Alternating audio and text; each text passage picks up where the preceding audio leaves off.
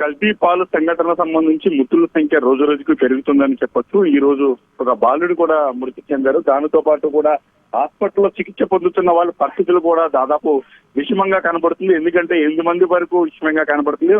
ఈ కల్తీ పాలు సంఘటన మెయిన్ ఉదంతం వచ్చేసి కిడ్నీలపై ఎక్కువ ప్రభావం చూపెడుతుంది. క్రియేటిన్ లెవెల్ పెరిగి అనంతరం కూడా వాళ్ళ కిడ్నీలు దెబ్బతీస్తుంది. మరీ ముఖ్యంగా ఇది వృద్ధులు చిన్న పిల్లలపై ఎక్కువ ప్రభావం చూపెడుతుంది. హాస్పిటల్లో జాయిన్ వాళ్ళ శాతం 60 సంవత్సరాల పైబడిన వాళ్ళు ఎక్కువగా ఉండడంతో ఈ భరించేదిగా వాళ్ళ మీద ఆరోగ్యం కూడా 60 సంవత్సరాలు దాటితే ఆరోగ్య పరిస్థితి అంతగా ఉండదు. దాంతో కల్తీ పాలు ఘటన పాలు సంబంధించి కిడ్నీలపై ఎక్కువ ప్రభావం చూపడంతో ఆసుపత్రిలో చికిత్స పొందుతున్న వారు ఎక్కువ ఉన్నారు. మరోవైపు నిన్న చనిపోయిన కుటుంబాలకి స్థానిక ఎమ్మెల్యే అయితే 10 లక్షల రూపాయల ప్రభుత్వం ద్వారా ఆర్థిక సహాయం కూడా అందించారు. మరోవైపు మెరుగైన వైద్య చికిత్స నిమిత్తం కూడా అయితే ప్రభుత్వ ప్రైవేట్ ఆసుపత్రులు కూడా సహాయం పొందుతున్నారు. ఏదైనప్పటికీ కూడా మెరుగైన వైద్య చికిత్స అందించగా కూడా అక్కడ రాజమండ్రి జీజెక్స్ సూపరింటెండెంట్ కూడా సస్పెండ్ చేయడం జరిగింది. ఏదేమైనప్పటికీ కూడా కల్తీ పాలు ఉదంతో ఇప్పుడు రాష్ట్ర వ్యాప్తంగా చర్చనీయాంశంగా మారింది. ఎవరైనా పాలు తాగాలంటేనే భయం వేస్తుంది. కల్తీయా ఒరిజినల్ అనేది తెలిసే విషయంలో కూడా ప్రభుత్వం కూడా సరైన రీతిలో చర్యలు తీసుకోవాలని కూడా అయితే పబ్లిక్ కోరుకున్నారు. మరోవైపు